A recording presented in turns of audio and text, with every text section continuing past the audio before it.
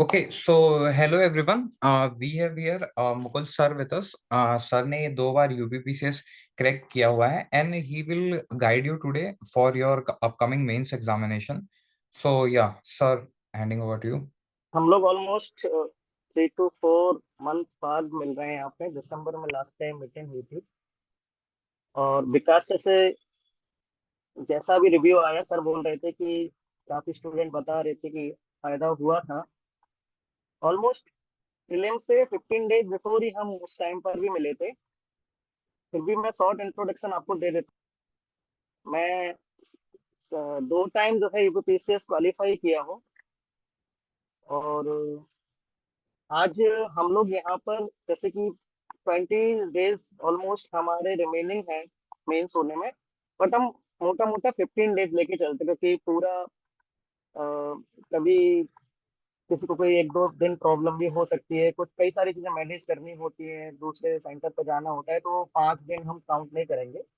15 days की एक बढ़िया सी स्प्रेड है और आप लोगों को 15 दिन के अंदर क्या एक, क्योंकि 15 दिन बहुत इंपॉर्टेंट होते हैं मेंस के। जैसे प्रीलिम्स के एग्जाम से पहले ये जो 2 वीक होते हैं वो बहुत कुछ डिसाइड करते हैं मेरे अकॉर्डिंग। और मेरा खुद का पर्सनल एक्सपीरियंस है, कई बार तो ऐसा भी हुआ है कि किसी और एंगेजमेंट की वजह से या फिर कहीं और भी एग्जाम है तो कई कई एग्जाम को क्वालिफाई करने से 15 दिन 20 दिन पहले ही हम उस पर स्विच हुए हैं और उसका रिजल्ट बहुत अच्छा हुआ है। इस एग्जाम्पल 2020 का मेरा मेंस भी है। उसमें भी ऐसा ही हुआ था कि 2019 का इंटरव्यू था और 2020 के मेंस के लिए टाइम ही नहीं था बिल्कुल भी। तो मैंने बहुत शॉर्ट उसमें तरीका अपनाया था और उस मेंस में अभी तक के कह सकते हिस्ट्री के सबसे बेस्ट मार्क्स थे मेरे। जीएस में उसमें 431 मार्क्स थे। मतलब 4 सब्जेक्ट जीएस में 431 मार्क्स, यानी कि काफी यूपी के और यूपीएससी दोनों के हिसाब से काफी अच्छा होता है। तो मैं आपको वो ऐसी कुछ चीजें बताने आया हूँ जिससे आप 15 दिन में बहुत कुछ मैटर कर सकते हैं। ठीक है, 10 से 15 मिनट तक मैं आपको कुछ कुछ चीजें ऐसी बता देता हूँ रिमाइंड कराने के लिए। उसके बाद अगले 10 to 15 मिनट्स आपको जो डाउट हो वो पूछ लेना। अभी मैं डायरेक्ट एक एक सब्जेक्ट से जीएस 1 से शुरू कर देता हूँ कि आपको क्या क्या बेसिकली फोकस करना है। ठीक है, सबसे पहले हम लोग कुछ कॉमन चीजों पर बात करेंगे जो अभी आप लोगों को ध्यान देना है। पहली बात तो आप इस टाइम पे एक काम करिए, जीएस 1 से लेकर जीएस 6 तक के आप टॉपिक को, पूरे सिलेबस को एक बार गो थ्रू होइए और सिलेबस के अंदर कुछ चीजों को आइडेंटिफाई कीजिए। जैसे कि कुछ बहुत इंपॉर्टेंट, मैं ये नहीं कह रहा सारा डेटा, बहुत इंपॉर्टेंट डेटा होता है तो कोशिश करिए वो कहीं से भी आपने जैसे तो पढ़ाई होगा उसको एक जगह कलेक्ट कर लीजिए। बिल्कुल छोटा छोटा, मतलब बहुत ज्यादा डेटा की बात नहीं कर रहा हूँ, बहुत मैं उसको करने की बात नहीं कर रहा। बट कुछ बहुत बेसिक डेटा होता है, जैसे कि ज्योग्राफी में इंडिया की कोस्ट लाइन कितनी है, इस ये सब जो बेसिक बेसिक डेटा होता है, ओल्ड ओल्ड पर्सन की पॉपुलेशन कितनी है, या फिर जीडीपी से रिलेटेड बहुत बेसिक डेटा जो बहुत ज्यादा डिटेल में नहीं, लेकिन जो मोस्ट इंपोर्टेंट डेटा है। मैं ऐसा इसलिए बोल रहा हूँ क्योंकि हम लोगों को वो जवानी याद होता है, ये सच है। लेकिन एग्जाम का जो प्रेशर होता है ना, उसमें हमको जब एक दिन में 2 पेपर लिखने होते हैं ना, तो हम उसको रिवाइज नहीं कर पाते हैं। क्योंकि वो हम जिसका भी बिखरा हुआ डेटा हो, तो बहुत इंपॉर्टेंट डेटा को कैसे भी आप तो लिख के कर लो या फिर अपना जो भी कलेक्शन है वो डेटा चारों पेपर का, चाहे एथिक्स के एग्जाम्पल्स हो, गुड गवर्नेंस एग्जाम्पल्स हो, कुछ कुछ, तो जो ज्यादा इंपॉर्टेंट डेटा है उसको एक जगह आप कलेक्ट कर लीजिए जैसे भी आपको सुविधा लगती है। पहला काम तो आप ये करिए सबसे पहले। सेकंड, एक कॉमन चीज आपको जो करनी है वो जीएस, हालांकि मैं एक एक पेपर का भी अलग अलग बताऊंगा, बता रहा हूँ, ठीक है। सेकंड ये करनी है कि जीएस के अगले एक हफ्ते में जो जो टॉपिक आपने गो थ्रू नहीं किए हैं अभी भी और एग्जाम में उसकी थीम है रिपीटेड, तो आप एक बार उस टॉपिक को आंख से देखकर जरूर जाइए। मतलब बर्ड आई व्यू जो होता है ना, उसको देख के जरूर जाइए अगर आपको लग रहा है कि वो टॉपिक बहुत ज्यादा रिपीट हो रहा है। तो क्योंकि छोड़ के बिल्कुल भी कुछ मत जाना, मैं कह रहा हूँ ऐसा कोई टॉपिक मत छोड़ के जाना जो सिलेबस में है और आप उसको एकदम ड्रॉप कर जाओ, ठीक है, कुछ भी रह गया है तो उसको एक एक बार देख जरूर लो। दूसरा काम तो ये करो, ठीक है। ये बेसिक चीज थी। अब हम लोग एक एक सब्जेक्ट से बात करेंगे और फिर पांचवा छठवां पेपर कैसे डील करना है, हिंदी कैसे डील करनी है, उस पर भी बात करेंगे। तो पहले GS 1 से 4 वाला अभी छोड़ के चलते हैं, सबसे पहले आते हैं हिंदी पर। एज आई नो, इस वाले ग्रुप में कई सारे लोग जो होंगे इंग्लिश मीडियम से होंगे, और मुझे पता है कि मैक्सिमम लोगों की प्रॉब्लम हिंदी होगी अभी, ठीक है। हिंदी को रखिए मत। आप डेली का, देखो 5 टॉपिक है, जितना मैं जानता हूँ हिंदी के 5 ही टॉपिक है।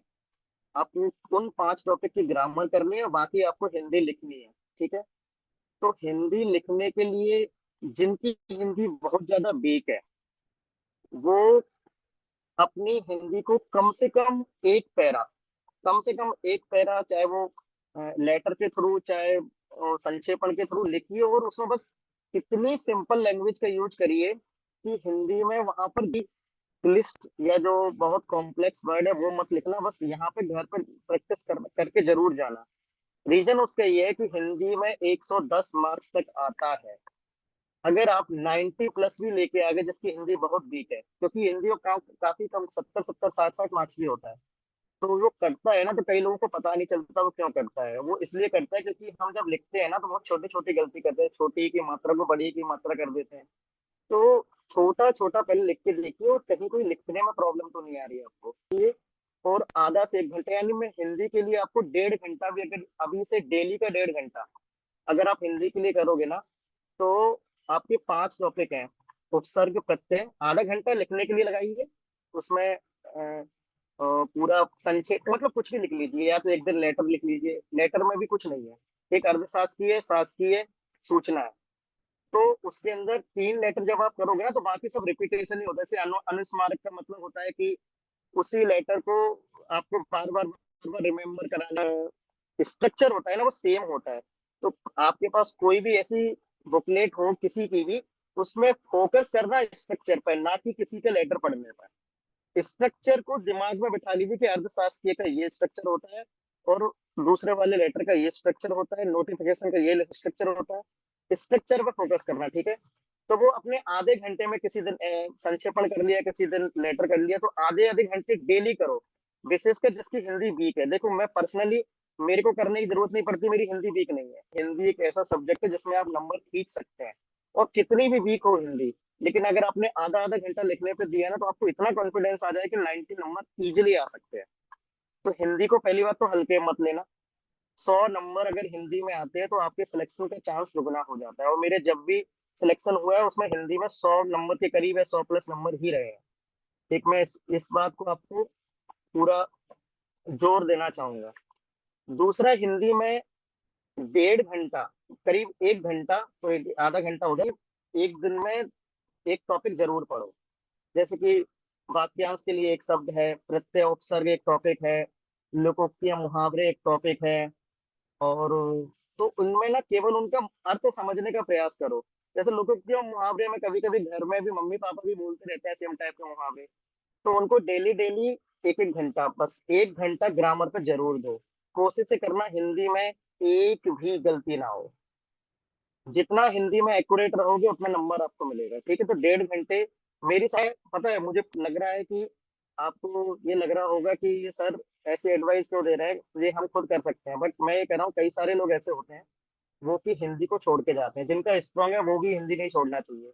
1.5 घंटा हिंदी पे आप डेली दीजिए। अब 1.5 घंटे के बाद ऐसे है। ऐसे के लिए मैंने जो फैक्चुअल इंफॉर्मेशन बताई थी ना, वो बेसिकली ऐसे के लिए बताई थी। तो ऐसे के लिए ध्यान देना, जो जो स्टूडेंट्स यूपीएससी का भी एग्जाम देते हैं, कोशिश से करना ऐसे को यूपीएससी की जो भाषा होती है ना, उससे अलग करके थोड़ा ज्यादा डालने का ट्राई करना। उसमें ऐसे आएगा, वो थीम बेस्ड आएगा। बेसिकली एक टॉपिक आएगा, जैसे कि ओडीओपी ऐसे हो सकता है, वन नेशन वन इलेक्शन एक ऐसे हो सकता है। तो कहीं से भी ऐसे की थीम। और आपके पास, मुझे लगता है हिंदी मीडियम वालों के लिए और इंग्लिश मीडियम वालों के लिए मार्केट में जैसे कि दृष्टि का एक पड़ा हुआ है जिसमें हिंदी के सारे कोट्स लिखे हुए हैं। इंग्लिश मीडियम के लिए कई सारे टॉपर्स ने कोट्स का एक इकट्ठा बना दिया है। तो आप ऐसा मत करना कि पूरे की पूरी थ्योरी आप हर एक में से दो दो, जैसे एजुकेशन के 2 से 3 छांट लो, ऐसे उनमें से छांट के उनको अंडरलाइन करके उनको डेली रिवाइज करो। 15 मिनट लगेंगे उसको कोर्स को पढ़ने में, कोई ज्यादा नहीं लगेगा। कोट इतना इंपॉर्टेंट होता है कि आपको केवल कोट की वजह से डायमेंशंस मिलते हैं, ठीक है। दूसरा, एक ऐसे का चीट कोड आपको बता रहा हूँ। ऐसे लिखने के लिए फैक्चुअल इन्फॉर्मेशन आपको GS 4 के पेपर से सारी मिल जाएगी, मतलब GS 1 to 4 से सारी मिल जाएगी, तो वो मैंने आपको सबसे पहले बोला कि कलेक्ट करना है, तो वहां आपको इसमें प्रॉब्लम नहीं आएगी। लेकिन चीट कोड क्या है ऐसे का, रुके और आपके डायमेंशन नहीं आए, आप यूपीएससी का सिलेबस पेपर 1 से लेकर पेपर 4 तक उसी सीक्वेंस में दिमाग के अंदर रिवाइज करना, उसी सीक्वेंस के अंदर डायमेंशन खोलते जाना। जैसे कोई आया, तो अगर उसमें हिस्टोरिकल डायमेंशन खोलने की जुगाड़ है, तो सबसे पहले हिस्टोरिकल डायमेंशन खोल देना। हिस्टोरिकल डायमेंशन खोलने के बाद उसके अंदर सोसाइटल डायमेंशन ले आना। सोसाइटल डायमेंशन के बाद उसके अंदर ज्योग्राफिकल डायमेंशन ले आना। पॉलिटिकल और गवर्नेंस का डायमेंशन ले आना। फिर उसको इंटरनेशनल डायमेंशन में घुसेड़ देना। फिर इकोनॉमिक डायमेंशन में ले आना, से भी कनेक्ट कर देना, और उसके बाद उसको लास्ट में सबसे बढ़िया होता है उसको एथिक्स या मोरालिटी किसी कॉन्सेप्ट से जोड़ के उसको खत्म कर देना। तो ये चीट कोड है। अगर आपको ऐसे में डायमेंशन नहीं मिले, सीधा आपको सिलेबस दिमाग में रखना है यूपीएससी का, यूपी का जो सेमी सिलेबस है, पेपर 1 से लेकर पेपर 4 तक का पूरा डायमेंशन आप सिलेबस से खोल लेना, ठीक है। तो हिंदी और ऐसे का ये एक सिंपलेस्ट तरीका है, ठीक है। 1.5 घंटे हिंदी पढ़ना है, आधा घंटा वो लोग नहीं आता है, वो उनके लिए बता रहा हूँ, वो लोग जिनको हिंदी लिखना नहीं आता है, आधा घंटे डेली लिखना है आपको। और 1 घंटे, अगर जिनको हिंदी लिखना आता है तो वो छोड़ सकता है लिखने वाला पोर्शन, 1 घंटे आप डेली ग्रामर याद करो। हिंदी को किसी एक दिन के लिए मत रखना, एंजाइटी होगी एक दिन में, ना तो आप वन वर्ड सब्स्टिट्यूशन कर पाओगे, ना आप प्रोवर्ब्स प्रोवर्ब वगैरह एक दिन में कर पाओगे, वो पॉसिबल ही नहीं है। 1 घंटे डेली हिंदी को दो, और बहुत इंपॉर्टेंस है उसका। और 15 15 20 मिनट, एक आधा घंटा भी अगर आप ऐसे पे दोगे, ऐसा दिमाग में जैसे कोट्स तैयार कर लिए, और अपना हो सके तो एक दो ऐसे तीन ऐसे लिख लो अभी, तो लिखने का ज्यादा फायदा है। बाकी अपना कोट्स फैक्ट्स जो है 1 to 4 वाला, वो तैयार रखना है अपना, ठीक है। तो ऐसे के लिए इतना काम करना है। फैक्ट की कोई नीड नहीं है आपको अलग से करने की। 1 से लेकर 4 तक के जो भी एग्जाम है, उसी के फैक्ट को अगर आप एक जगह रखोगे, तो ऐसे वाले दिन ऑटोमेटिक पढ़ के चले जाओगे वही, फिर टुकड़े टुकड़े में उसको अपने पेपर के हिसाब से 1 से लेकर 4 पेपर तक पढ़ सकते हो। बाकी कोर्स से एक फायदा क्या है, कुछ कोर्स आपको गवर्नेंस वाले पेपर में लिखने के लिए काम आ जाएंगे, कभी इंट्रोडक्शन में, कभी कंक्लूजन में। कुछ कोर्स क्या, बहुत सारे कोर्स आपको एथिक्स के पेपर में लिखने के लिए काम आ जाएंगे। एजुकेशन से रिलेटेड कोड काम आ जाएगा, मोरालिटी से रिलेटेड कोई क्वेश्चन कोड काम आ जाएगा, गवर्नेंस से रिलेटेड कोई कोड काम आ जाएगा, एडमिनिस्ट्रेटिव एथिक्स से रिलेटेड कोई कोड काम आ जाएगा। या फिर ऐसे में भी आपको जो थिंकर्स होते हैं उनको ऐसे में भी कोड करना आसान होता है, तो एथिक्स वाले पेपर के थ्रू, मतलब ऐसे को और एथिक्स के पेपर को आप ना कनेक्ट करके पढ़ना, एग्जाम थिंकर भी सेम काम आएंगे। ये थोड़ा सा तो आपको ऐसे को अलग से पढ़ने की नीड नहीं है, ऐसे को फैक्चुअल इन्फॉर्मेशन के लिए 1 to 4 के पेपर, और कोर्ट्स और थिंकर्स के लिए 4 पेपर से कनेक्ट कर देना है ऐसे को, ठीक है। लेकिन इसको वर्क जरूर करना अलग से, ऐसे तक आपके कोर्ट और थिंकर तैयार कर लेना, ठीक है। इससे ऐसे में बहुत फायदा मिलेगा, जितने कोर्ट डालोगे और जितने थिंकर्स को डालोगे, फैक्ट को डालोगे, ऐसे सीधा सीधा लिखोगे, आपको कुछ भी करने की जरूरत नहीं है, आपको 90+ नंबर देगा ही देगा वो, ठीक। तो यूपीएससी की तरह कुल 700 पेजेस है, और उन 700 पेजेस में आपको यही सब लिखना है, ठीक है। अब आते सर हैं इसमें पेपर एक फर्स्ट चीज पर। पूछनी थी सर।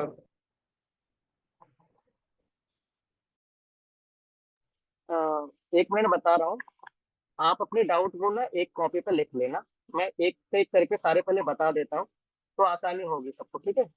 लिख लेना, फिर हम 10 15 मिनट आराम से डाउट आपके सुन लूंगा मैं। फिर आते हैं पेपर फर्स्ट से लेकर के 4th तक का पेपर जो छठ पे आएंगे, अगर आपको वो, उसका क्या करना है अभी से, सबसे इम्पोर्टेंट वही है।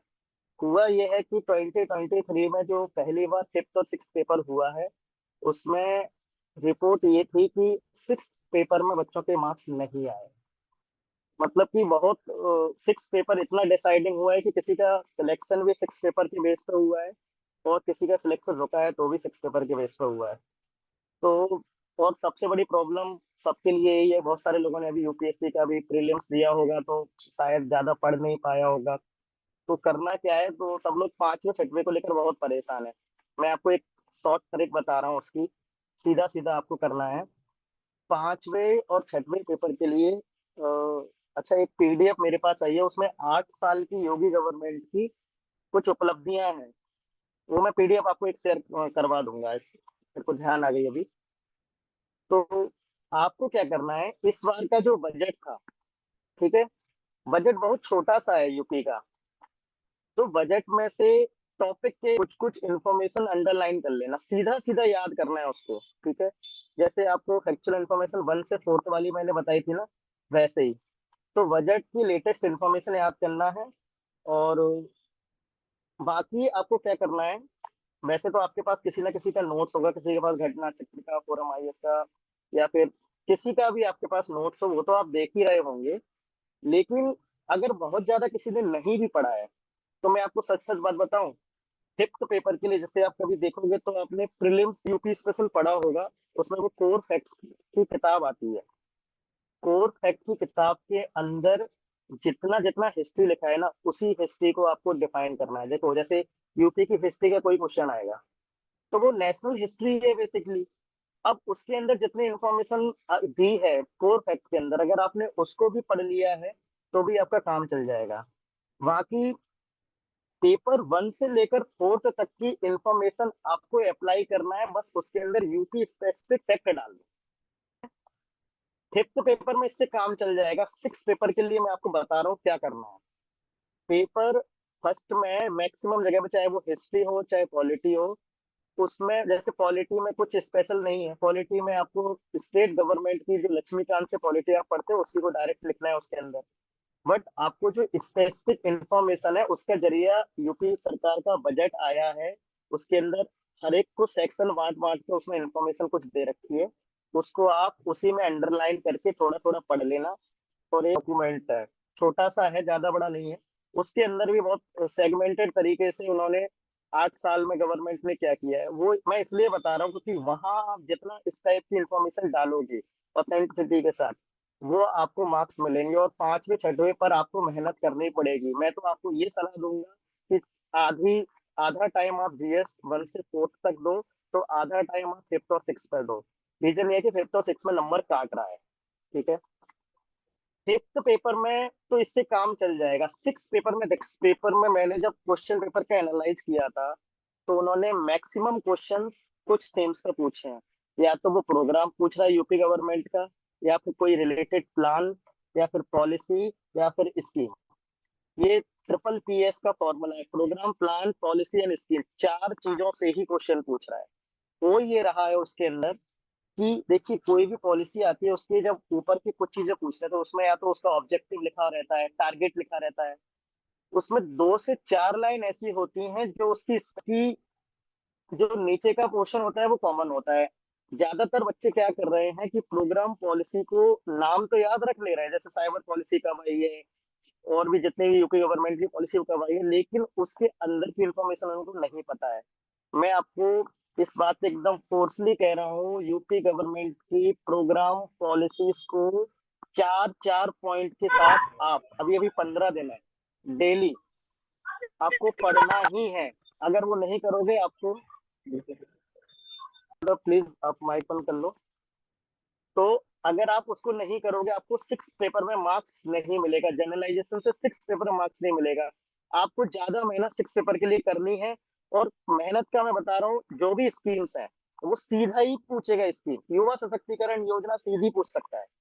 तो आपको अगर शुरुआत में इंट्रोडक्शन के साथ में चार पांच उसकी स्कीम्स के आपको पॉइंट नहीं पता होंगे ना, मार्क्स देगा ही नहीं आपको। भले ही आप कितना कहते रहना कि युवा को सशक्तिकरण करना है, युवा को रोजगार देना है, तो उससे कोई मतलब नहीं है।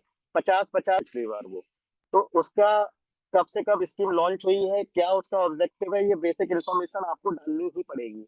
तो मैं ये कह रहा हूँ कि आप आधा टाइम भले ही पांचवें छठवें पेपर पर दीजिए, लेकिन पांचवें छठवें पेपर पे आप टाइम दीजिए। और अब मैं कह रहा हूँ, अगर आपने एक एक हफ्ते भी पांचवा छठवां पेपर पढ़ लिया अच्छे से, तो आपको बहुत कॉन्फिडेंस मिल जाएगा। पांचवें पेपर में कुछ नहीं है, पांचवें पेपर में यूपी की हिस्ट्री एक दिन में खत्म कर दोगे, पॉलिटी एक दिन में खत्म कर दोगे, जबकि आज एक दिन में दोनों भी खत्म कर सकते हो, किसी भी नोट से खत्म करो, उसमें कुछ नहीं है। जहां भी यूपी गवर्नमेंट की प्रोग्राम या स्कीम्स हैं, वहां प्रॉब्लम आपको आएगी, और उसको स्पेसिफिकली करके जाना। चार चार पॉइंट आप उसके, चाहे नोट्स में अंडरलाइन करना, चाहे अभी चार पढ़ते पढ़ते लिख लो, उसको कैसे भी कर लो, लेकिन आपको वो करना है, ध्यान देना है। हिंदी मीडियम वालों के लिए घटना चक्र की योजना एवं नीति कार्यक्रम करके आती है। इंग्लिश मीडियम वालों के पास भी कुछ ना कुछ तो नोट्स हो गई। जैसे फोरम आईएएस का मैंने मार्केट में देखा था, नोट्स पढ़ा था, तो आप कहीं से भी, या फिर सबसे बड़ी बात उसमें ही दे रखा है, जो कोर फैक्ट्स करके आती है ना, जो प्रोग्राम पॉलिसीज। तो कोर फैक्ट में बहुत मटेरियल दे रखा है, छठवां पेपर उसी से अगर आप करना चाहोगे। टॉपिक मिलाना है आपको, ज्योग्राफी से रिलेटेड कोई पॉलिसी है, टेक्नोलॉजी से रिलेटेड कोई पॉलिसी है, वहीं पे आपको याद करनी है। तो आप लिख लो, दिमाग में बैठा लो, छठवें पेपर के लिए आपको याद करना ही है। ठीक है, पांचवें छठवें पेपर का आपको ऐसे ही करना है, ठीक। तो आधा टाइम आप दीजिए, जैसे ऑप्शनल पे आप मेहनत करते थे वैसे पांचवें छठवें पे कीजिए। छठवें पर विशेषकर कीजिए। स्पेसिफिकली आपको प्रोग्राम के चार चार पॉइंट, ज्यादा पॉइंट नहीं होते। कोई भी पॉलिसी जब आती है तो उसका एक ऑब्जेक्टिव होता है।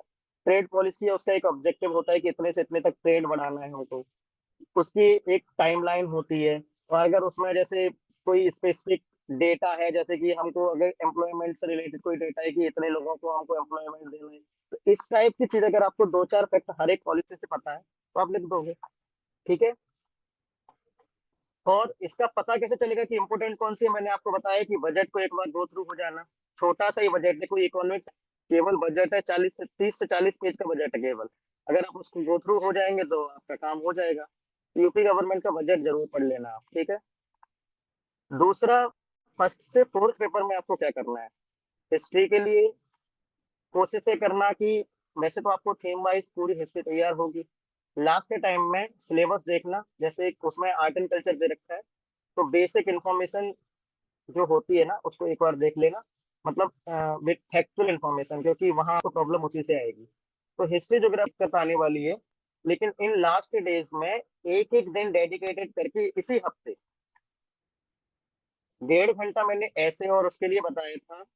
आधा अब जो भी बचा कुछ आप 8 घंटे भी अगर आप मिनिमम पढ़ रहे हो, तो 6 घंटे आपके पास बचे होंगे, तो 3 3 घंटे भी अगर आप बांटोगे, तो 3 घंटे जीएस फोर, 1 से 4, और 3 घंटे आप दीजिए फिफ्थ एंड सिक्स को। तो फर्स्ट पेपर में ऐसे टॉपिक एक एक दो दो दिन में जो इम्पोर्टेंट इन्फॉर्मेशन होती है, जैसे कि बहुत अनकन्वेंशनल बात बोल रहा हूँ, लेकिन बहुत ज्यादा बच्चे इसी के लिए बहुत जो बेसिक इंफॉर्मेशन तैयार करने के लिए लोग लूसेंट तक का यूज करते हैं, तो आप भी ऐसे ट्रिक्स को यूज कर सकते हैं। लूसेंट की कुछ इन्फॉर्मेशन होती है जिससे क्या है ना, आंसर लिखना बहुत आसान हो जाता है, तो आप वहां पे यूज कर लेना उसको। बाकी एक दिन ज्योग्राफी के लिए आप देना, तो ज्योग्राफी में भी थीम देख लेना कहाँ कहाँ से ज्यादा क्वेश्चन आ रहा है, तो इन्फॉ फैक्ट पे ध्यान देना अभी इस टाइम पे। आप यकीन मानना, जिसने प्रीलिम्स दिया होगा उसकी इन्फॉर्मेशन वैसे ही बहुत अच्छी होगी, अभी यूपीएससी का दिया होगा वो भी, तो आपको वैसे कोई प्रॉब्लम नहीं आ रही, लेकिन थोड़ी आंसर लिखना बहुत आसान होगा। ठीक है। बाकी जो भी अंडरस्टैंडिंग बेस्ड है, तो वो मुझे लगता है कि आपने अभी तक पढ़ा ही होगा, तो वहां आपको प्रॉब्लम नहीं आने वाली। सोसाइटी सोसाइटी के पेपर के लिए भी सेम है। आपको मैंने बोला था फैक्ट तैयार करना है, कितने लोग ओल्ड हैं, कितने लोग ट्रांसजेंडर हैं, कितने, तो इस टाइप की इंफॉर्मेशन आपको एक जगह कलेक्ट होगी। एक अच्छा, एक एक ये आई थी बुक, बहुत सारे लोग इसको जानते होंगे। इस टाइप का कोई भी आपके पास डेटा हो, वर्क कर लोगे ना, तो आपको कॉन्फिडेंस मिलेगा एग्जाम में लिखने के लिए। तो इस टाइप की कोई भी किताब जिसके पास फैक्ट्स का कलेक्शन हो, आपने खुद से भी कहीं से लिखे हो, तो सोसाइटी के अगर फैक्ट तैयार हो गए, आप सोसाइटी के डायमेंशन अपने आप खोलते जाएंगे आपके। फिर इसके बाद पॉलिटी है। बेसिक पॉलिटी आपको पता ही होगा, उसमें भी थोड़े से गवर्नेंस और पॉलिटी के जो फैक्चुअल इन्फॉर्मेशन है, जैसे कितने केसेस पेंडिंग है, कितने केसेस इंफ्रास्ट्रक्चर की क्या प्रॉब्लम है, गवर्न, तो इस टाइप के भी वहां भी आपको फैक्चुअल इन्फॉर्मेशन तैयार करनी है। आईआर आईआर के लिए पीटी 365 से थीम देख सकते हो कि आगे पिछले करंट में क्या थीम अभी हुई है, तो मोटी मोटी थीम। देखो, पीटी 365 पढ़ना बहुत कठिन नहीं है। आप थीम जैसे कि फालतू फालतू प्रीलिम्स की इंफॉर्मेशन उससे हटा देने, केवल थीम ऐसा लग रहा है कि इम्पोर्टेंट कंट्रीज है, जैसे कि इंडिया और यूरोप से related, India and central Asia से रिलेटेड, इंडिया एंड यूएस से रिलेटेड, एंड नेबरिंग कंट्री जो है, उससे थीम बेस्ड अगर कोई बहुत बड़ा कहीं कुछ हुआ है तो आप उसको देख लेना, वरना आपकी जो बेसिक आंसर सॉल्व कर दोगे। ठीक है। थर्ड पेपर के लिए जब हम आते हैं, तो थर्ड पेपर में इकोनॉमिक्स वाला पोर्शन है। अगेन सीधा सीधा आपके जो इंफॉर्मेटिव, जैसे इस बार के जो इकोनॉमिक सर्वे के जो बेसिक पॉइंट्स आपने कहीं से भी तैयार किए हो, अगर वो आपके पास हैं और किसी का भी एक नोट्स है, तो मेरा मतलब 15 दिन में आपको ज्यादातर इम्पोर्टेंट जो डेटा है, जो कमेटीज के नेम है, इन पर अगर आप ज्यादा काम करोगे तो आपको ज्यादा कॉन्फिडेंस जनरेट होगा। मेरा ये कहने का मतलब ये है। और बाकी तो आंसर आप लोग लिख ही रहे होंगे, तो अभी भी थोड़ा थोड़ा आंसर एक दो तीन जैसे भी आप लिखना चाहते हो वो लिखते रहिए। ठीक है। थर्ड पेपर सेकंड पेपर में वही करना है। हाँ, लेकिन गवर्नेंस और एथिक्स को मिला के पढ़ना है ऐसे से। एथिक्स में भी आपको कुछ केस स्टडीज दिमाग में रखनी है, गवर्नेंस के लिए केस स्टडीज दिमाग में रखनी है, कुछ कुछ अच्छे सिविल सर्वेंट के नेम दिमाग में रखने हैं, उनके द्वारा कोई अच्छा कोई काम किया गया है वो नेम दिमाग में रखना है। एथिक्स को पढ़ने की बजाय अप्लाइड लिखने की कोशिश करना। एग्जाम जब भी मिलेंगे, आप जितना एग्जाम्पल दोगे उसमें, एक बात लिख के मैं कह रहा हूँ तुरंत उसका एग्जाम्पल दे दो कि जैसे इस ऑफिसर ने किया है। कोशिश ये करना एग्जाम्पल्स के साथ लिखना। जो डेफिनेशंस हैं, जैसे कि एटीट्यूड की डेफिनेशन, एप्टीट्यूड की डेफिनेशन, मोरालिटी की डेफिनेशंस, इनको आप जरूर गो थ्रू होके जाना। एग्जैक्ट डेफिनेशन लिखने का ट्राई करना। ये एग्जैक्ट का मतलब ये नहीं कि आपने रखना है किसी की डेफिनेशन, आप मतलब उसका सही मीनिंग, मतलब मेरे यहाँ मीनिंग्स है। अगर आपको मोरालिटी का ठीक से मीनिंग पता है तो आप एग्जैक्ट वहां सोचना नहीं पड़ेगा, आप तुरंत डेफिनेशन लिखना है। ठीक है। दूसरा मैं क्या कर रहा हूँ, सेकंड पेपर में जिसमें गवर्नेंस से रिलेटेड जैसे कि सिटीजन चार्टर वगैरह है, और एथिक्स वाले पेपर में, और इवन थर्ड पेपर में भी कोशिश ये करना कि जब आप कोई एग्जाम्पल आंसर को शुरू करते हो, तो उसके अंदर क्या करना कि जो भी बॉडी उस आंसर के टॉपिक से रिलेटेड है, कोई आइडिया है, तो डेफिनेशन आप उस बॉडी के नाम से शुरू कर सकते हो। जैसे यूएन के नाम से कोई चीज शुरू कर सकते हो, वर्ल्ड बैंक के नाम से। थोड़ा बहुत ज्यादा उटपटांग नहीं लिखना है, लेकिन थोड़ा बहुत अगर मिसमैच भी होता है तो उससे बहुत प्रॉब्लम एग्जाम में नहीं आती है। मेरा कहने का तो इसका यूज करने के लिए, आप वैलिडेट करने के लिए उसका यूज कर सकते हो। जैसे कि यूएनसीसीडीआर का जो डिजास्टर का डेफिनेशन, डिजास्टर मैनेजमेंट का डेफिनेशन है, तो डिजास्टर मैनेजमेंट की डेफिनेशन भले ही आपको रटी नहीं है, लेकिन आपको ये तो पता है ना कि यूएनसीसीडीआर ने डिजास्टर की है, तो उसका मीनिंग लिखते हुए आप यूएनसीसीडीआर का नाम ले दोगे तो वो डेफिनेशन आपकी वैलिड मानी जाएगी। मतलब इस तरीके से आप जो, जैसे यूनेस्को है तो यूनेस्को जो चाइल्ड वगैरह कल्चर वगैरह से रिलेटेड कोई चीज होती है, तो उसके ऊपर काम करती है, तो आप उसका नाम लेके डेफिनेशन लिख सकते हो, तो उससे चीजें क्या है ना वैलिडेट हो जाएंगी। दूसरा, इंडिया में भी बहुत सारे प्रोग्राम्स होते हैं, नीति आयोग वगैरह की रिपोर्ट जो होती है, तो उसका यूज करके आप डेफिनेशन स्टार्ट कर। ठीक है। तो स्टार्टिंग भी इस तरीके से करना है और एंडिंग भी इस तरीके से करना है। ठीक है। क्वेश्चन लिखना कैसे है वो मैं आपको बता देता हूँ, जनरल आइडिया सभी क्वेश्चंस का। कोई भी क्वेश्चन आ रहा है, उस क्वेश्चन में सबसे पहले ध्यान दे देना कि उसके डायमेंशन कितने हैं। 2 डायमेंशन में पूछ रहा है, 3 डायमेंशन में पूछ रहा है। डायमेंशन यानी कि क्वेश्चन में कितनी बातें पूछी गई हैं, आप क्या लिख रहे हो, आपकी कितनी नॉलेज है, वो ज्यादा इंपॉर्टेंट नहीं है। इंपॉर्टेंट ये है कि आपने क्वेश्चन पूरी तरह से कंप्लीट किया है या नहीं किया है। फॉर एग्जाम्पल क्वेश्चन ना इम्प्लीसिट हो, उसमें वो पूछ रहा है 4 चीजें, आपने 2 चीजें लिखी, वो नंबर कम देगा आपको। कुछ कुछ क्वेश्चन ऐसे होता है जैसे कि उसने सीधा पूछ लिया केक के बारे में बताओ, अब केक के बारे में बताओ तो इसमें आपको आइडिया नहीं लग रहा कितने डायमेंशन पूछ रहा है। तो आपको कैप की डेफिनेशन, उससे रिलेटेड आर्टिकल, उससे रिलेटेड फंक्शन, उसकी लिमिटेशन और उसके लिए आगे जो वे फॉरवर्ड है, उसके लिए सजेशन है, वो सब अपने अपने आप से ही बनाने पड़ेंगे। फाइनेंस कमीशन के बारे में कुछ पूछ रहा है, अगर वो उसको स्पेसिफाई नहीं कर रहा है कि क्या पूछ रहा है, तो आपको फाइनेंस कमीशन का आर्टिकल, फाइनेंस कमीशन कैसे बनाए, लिमिटेशन से वो खुद से लिखना पड़ेगा। तो ये एक तरीका होता है क्वेश्चंस को कंप्लीट करने का। तो ध्यान दे देना क्वेश्चन के सारे डायमेंशन कंप्लीट हो।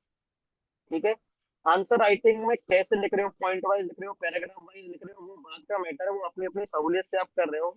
लेकिन उससे ज्यादा इंपॉर्टेंट है कि आपका आंसर जितने सेगमेंट में पूछा है उतने सेगमेंट में बटा होना चाहिए। रीजन ये है कि कोई भी आपकी कॉपी चेक करेगा ना, आपके कंटेंट से ज्यादा वो देखेगा कि वो आपने सारी चीजों को एड्रेस किया या नहीं किया। अगर आप ऐसा नहीं करोगे तो वो बहुत इंटरेस्टेड। ठीक है। तीसरा चीट कोड ये बता रहा हूँ, कोशिश करना कॉपी भर के आना। ठीक। तो वो एक बहुत ही अनकन्वेंशनल ये भी चीज है, कॉपी भरने पर मार्क्स मिलता है, उसमें कोई कुछ नहीं कर सकता। ठीक है, तो इस चीज का आप ध्यान रखना। मेरी तरफ से 6 पेपर के लिए मैंने बता दिया है, बाकी आप लोग जो पूछेंगे तो उसके हिसाब से मैं आंसर देना ज्यादा मुझे आसान होगा। तो आप पूछ सकते हैं जो भी आपको पूछना है। ओके, आप पहले रेज हैंड कर लेंगे, मैं लाइन बाय लाइन अनम्यूट कर देता हूँ जिनको भी सवाल पूछना हो।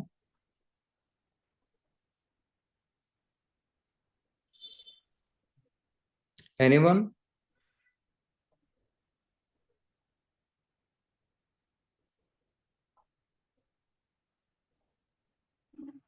अभिषेक कुछ पूछ रहे थे पहले। आप लोग माइक अनम्यूट कर सकते हैं।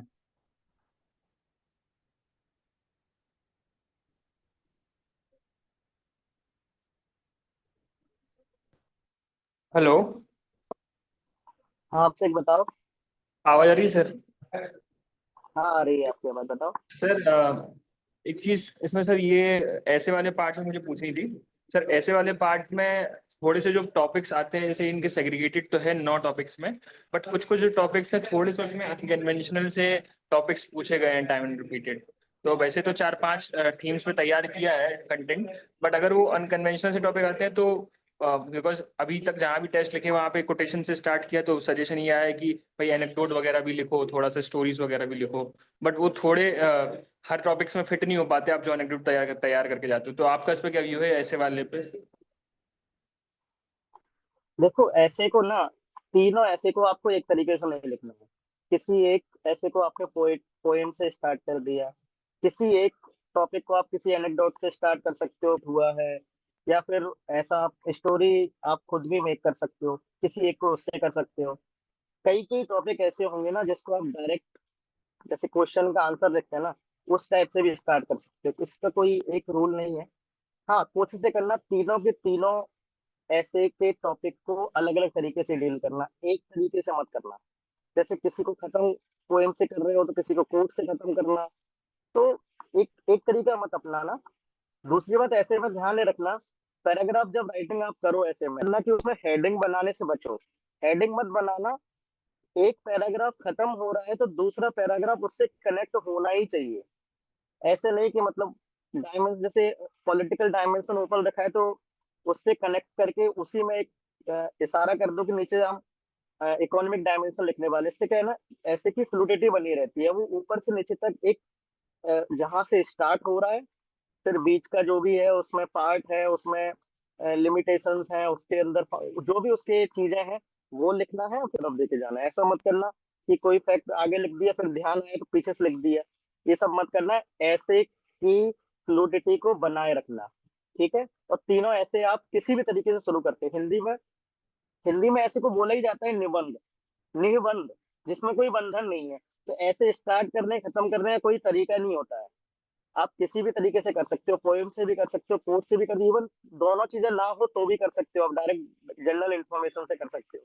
क्योंकि इसमें यूपी की तरह इंटेंजिबल ऐसे तो आना नहीं है कि आप बहुत जरूरत पड़े। कोई कोई ऐसे बहुत सीधा आ सकता है, सीधा आ सकता है इसरो की क्या अचीवमेंट्स है, अब आप उसको डायरेक्ट किसी अचीवमेंट से शुरू कर सकते हो। तो ये आपके ऊपर डिपेंड करता है। ठीक है, बट ऐसे के अंदर कोशिश करना कि पॉइंट वाइज मत लिखना, हेडिंग्स मत बनाना, ये सब ऐसे मत करना। ये सब क्वेश्चंस के लिए ठीक है। ऐसे को पैराग्राफ वाइज पैराग्राफ चेंज करना, आधा पेज, एक पेज का कम से कम एक पैराग्राफ लेके ऐसे चेंज करना, बहुत छोटा छोटा पैराग्राफ भी चेंज मत करना। सर एक आपसे आई थिंक आपको। एक एक चीज इसमें और पूछनी थी सर। जैसे क्या है कि पीवाईक्यूज जो जीएस 1 to 4 देखे हैं, उन सारे पीवाईक्यूज में ये ऑब्जर्व करा है कि यूपी के कुछ जो है टॉपिक्स वो उनके स्पेसिफिक टॉपिक है, मतलब इंपॉर्टेंट टॉपिक्स उनके अलग ही हैं यूपीएससी से थोड़े से अलग। तो लास्ट टाइम जब अभी चल रहा है तो थोड़ा सा ये भी आ रहा है कि भाई नहीं सारा चीजें करके जाओ, थोड़ा सा चेंज भी हो सकते हैं, यूपीएससी पैटर्न पे भी आ सकते हैं, या लास्ट में उन्हीं फोकस टॉपिक्स पे फोकस करना चाहिए अगर वो ज्योग्राफी में ओशन करंट्स पे पूछ रहे हैं बार बार, तो वही होना मतलब क्या बैलेंस? डेफिनेटली यूपीएससी के पैटर्न को आपको लास्ट टाइम में नहीं देखना है। 2018 से जो पैटर्न रहा है उसको ज्यादा फोकस करना है। और जो सिलेबस में कोई टॉपिक है तो सिलेबस का कोई टॉपिक मत छोड़ना। यूपीएससी क्या पैटर्न पूछ रहा है वो आपको लेना देना अब नहीं है। यूपी क्या पैटर्न 18 से पूछा है, 2018 से, वो ध्यान देना है। और सिलेबस का कोई टॉपिक ना छूटे, बस इतना ध्यान देना। जैसे फ्रंटियर्स बॉर्डर्स ये सब क्वेश्चन बहुत आते हैं उसके अंदर, या फिर सेटलमेंट पैटर्न्स आते हैं, तो ये तो बेसिक थीम्स है उसकी, वो आप फिर से दे सकता है। तो आपको इन सब पर तो गौर करना ही है, यूपीएससी की तरफ नहीं भागना। यूपीएससी क्वेश्चन सॉल्व कर सकते हो, अलग बात है, वो मर्जी है।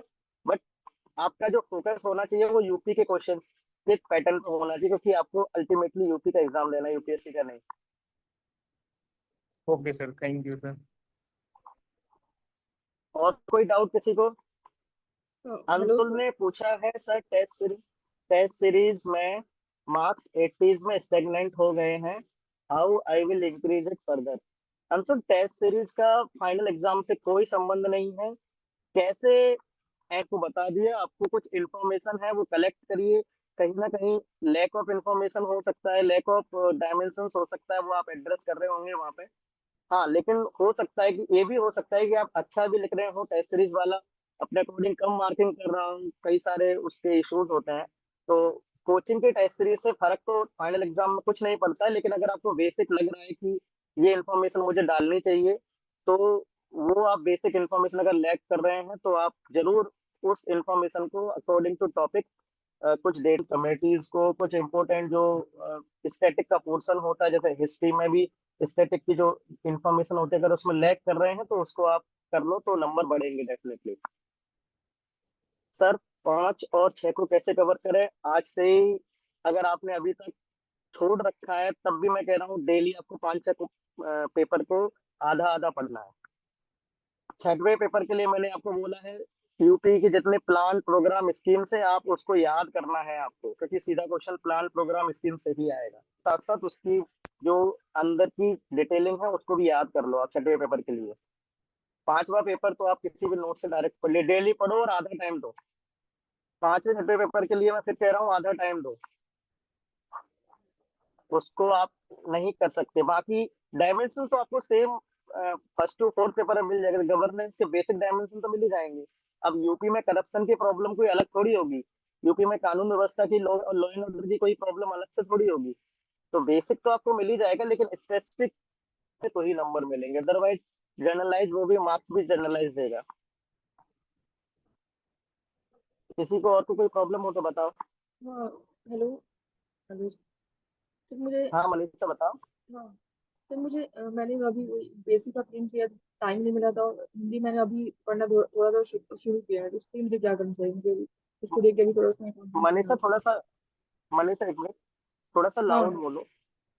हाँ सर, वही मुझे हिंदी में प्रॉब्लम आ रही है सर। आवाज आ प्रॉब्लम आ रही रही है? है आपको? हाँ हाँ आ रही है, हाँ बताओ। हाँ सर। तो मैंने हिंदी पहले पढ़ा नहीं था, अभी मैंने स्टार्ट किया, मतलब अभी मैंने इसको पीवाईक्यू देखना शुरू किया है, प्लस जो मुहावरे वगैरह वाक्य सूट करना उसको धीरे धीरे स्टार्ट किया, तो अभी मुझे और क्या करना चाहिए इसको improve करने मनीषा देखो, हिंदी की ग्रामर के 5 ही टॉपिक है, दिन के लिए? हमारे पास मिनिमम 15 है, वैसे 2-3 दिन और एक्स्ट्रा है, लेकिन मिनिमम 15 है। जैसे। तो मिनिमम 15 दिन में 5 टॉपिक को 5 दिन में, अगर एक दिन में भी एक टॉपिक को करोगे तो भी आप 2 बार तो रिवाइज कर ही सकती है। तो मैंने आपको पहले ही बोला है, हिंदी नहीं पढ़ा है, कमजोर है, 1 घंटे 1.5 घंटे हिंदी को प्रॉपर दो। लिखने में अगर इशू आ रहा है तो आधा घंटे लिखने को भी दो, लेकिन हिंदी को करो।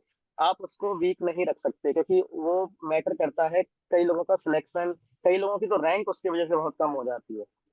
तो आप 5 ही टॉपिक है, बहुत सिंपल सिलेबस है हिंदी का अदर स्टेट्स की अपेक्षा में देखा जाए।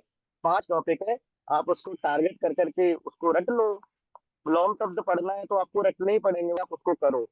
मैं ये नहीं कह रहा कि आप बहुत उसमें एक्सपर्टीज हो जाओगे, लेकिन जितना हो जाए, मतलब कि कोशिश करो कि उससे कोई भी क्वेश्चन ना छूटे।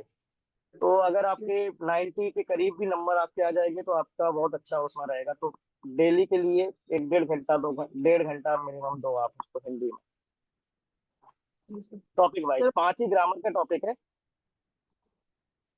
हाँ बताओ। हाँ सर। और पेपर ऑफ 5 6 भी मैंने मतलब अभी पढ़ना स्टार्ट किया, मेरे पास एक बुक थी वो राकेश सारस्वत सर की, तो उसी से मैं कर रही हूँ मतलब। पर उसके सर पेपर 5 तो समझ में आ रहा है, 6 में जा रही कुछ समझ नहीं आ रहा है।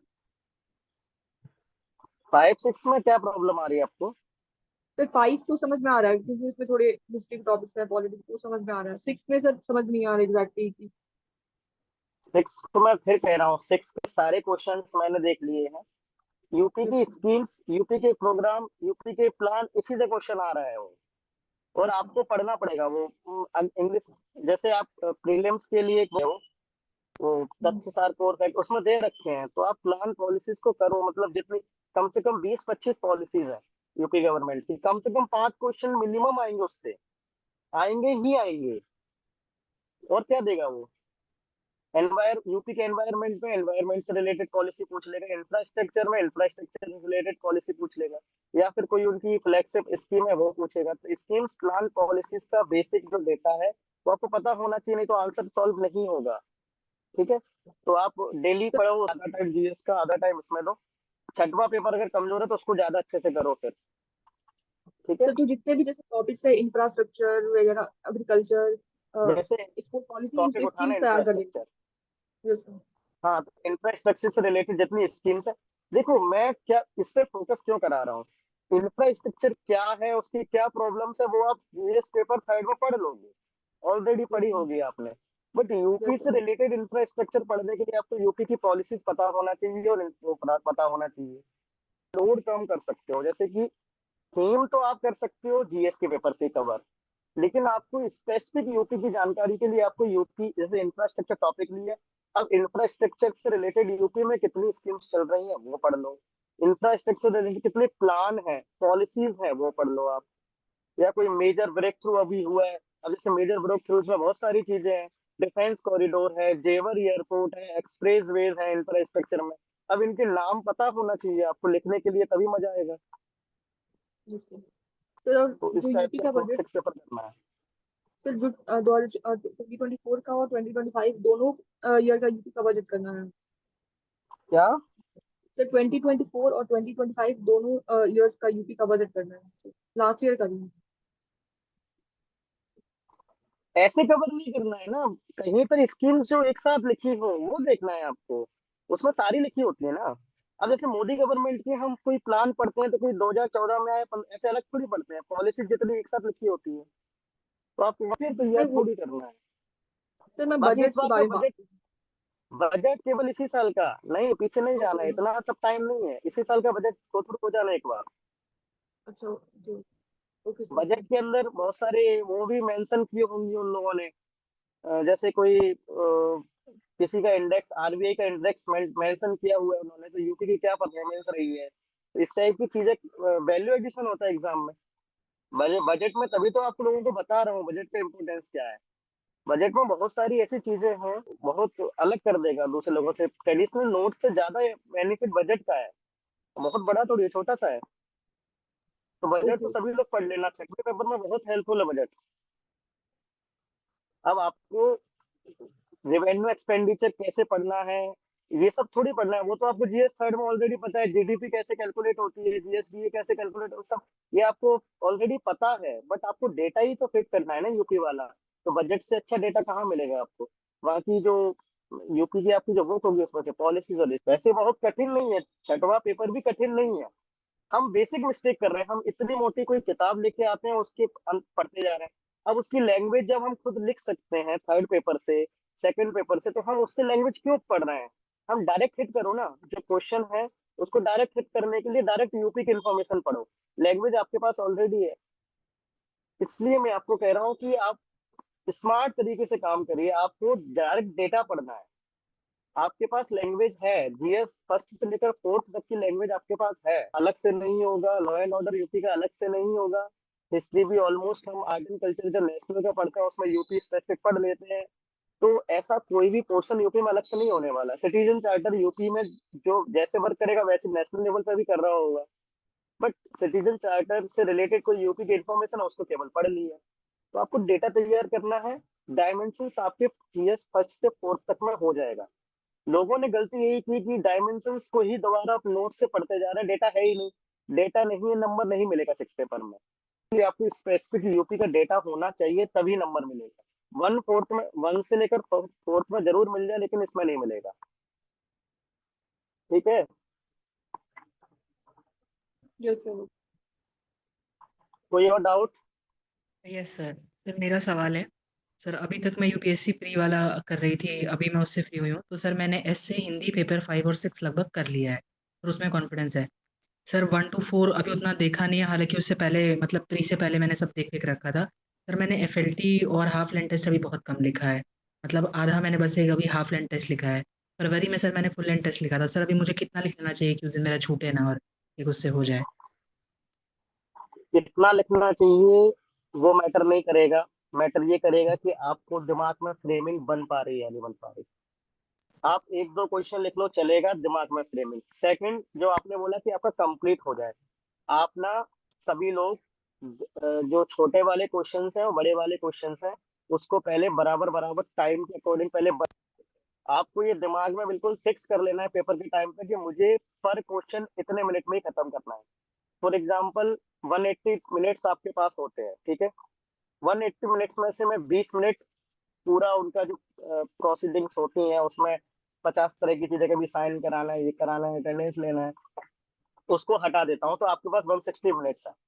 अब 160 मिनट्स में अगर आप 20 क्वेश्चंस को बांटोगे तो छोटे वाले क्वेश्चंस को अगर आप 5 मिनट के अंदर लिखते हो तो 5 मिनट के अंदर वो 50 मिनट गए। उससे बड़े वाले क्वेश्चंस को अगर आप 10 मिनट में रखते हो तो उसके भी 100 क्वेश्चन गए, वो मतलब 100 मिनट गए। अब आप बताइए 5 मिनट और 10 मिनट, ये ऐसे अगर आप 5 और 10 मिनट का मिनिमम टाइम अगर आपने बांट लिया तो आपको एनी हाउ छोटा क्वेश्चन 5 मिनटों में कैसे खत्म करूं इसकी घर पर प्रैक्टिस कर लो।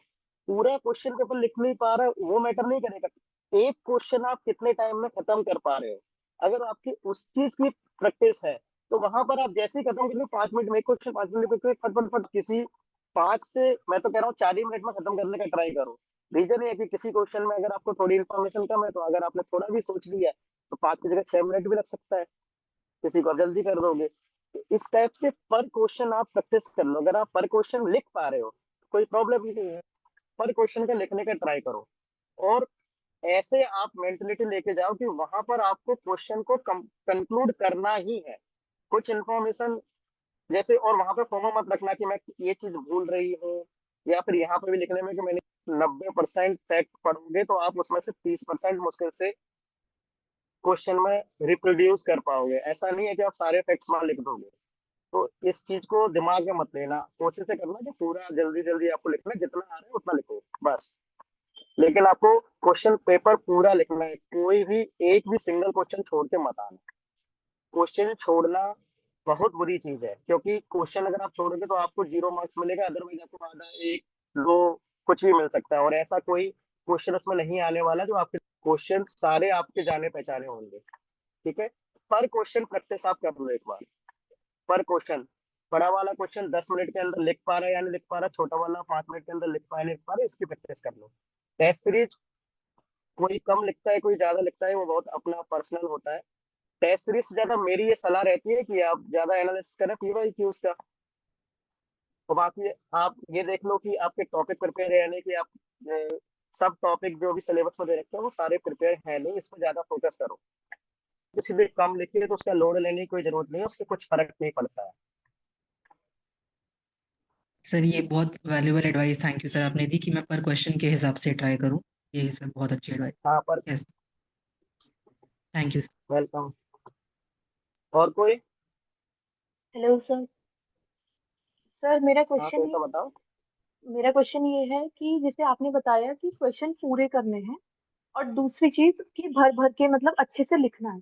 बट अगर हम प्रॉपर पूरा लिख रहे हैं आंसर को तो उसमें वर्ड लिमिट भी ब्रीच हो रही है और क्वेश्चन पेपर भी पूरा नहीं हो पा रहा है। तो उस चीज को कैसे मतलब रिजॉल्व करना है? लाइक 125 और 200 वर्ड से ज्यादा ही चला जाएगा फिर आंसर।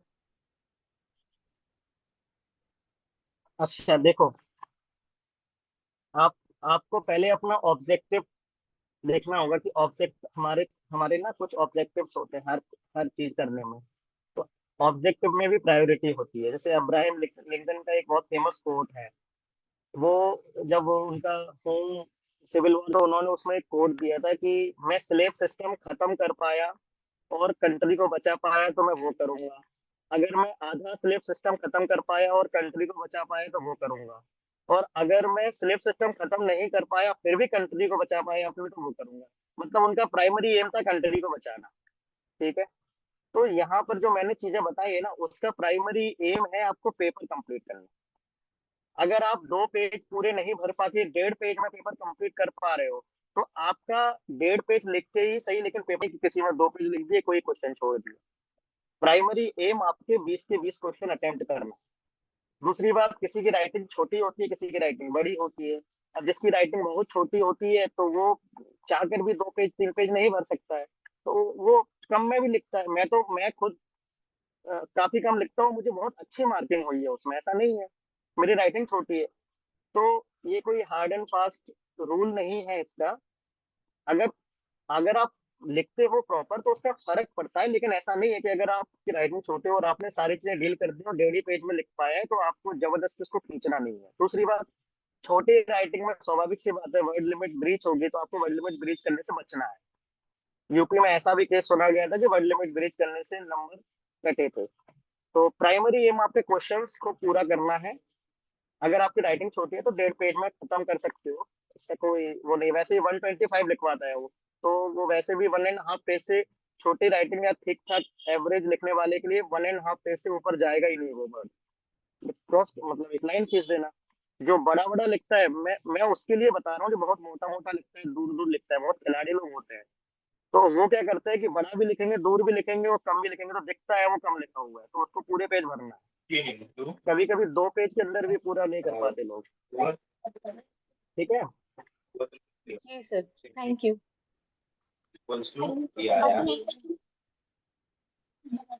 किसी और को डाउट?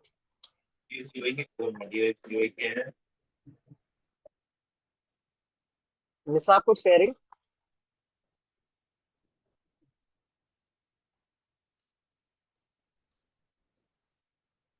Anyone else?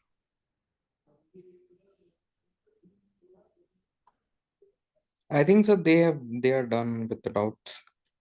हाँ यस सर, मुझे भी लग रहा है कि सबका रिड्रेस हो गया है प्रॉब्लम। Thank you sir, बहुत अच्छा तो गाइडेंस रहा। There will be और आप लोग मोटिवेट रहो आप लोग, और पेपर डेली पढ़ो, एक भी दिन उसको मिस मत करो, और हिंदी डेली पढ़ो। बाकी 1 to 4 का तो मुझे लगता है कि आप लोग आराम से कर लोगे। ठीक है, thank you. okay, thank you sir.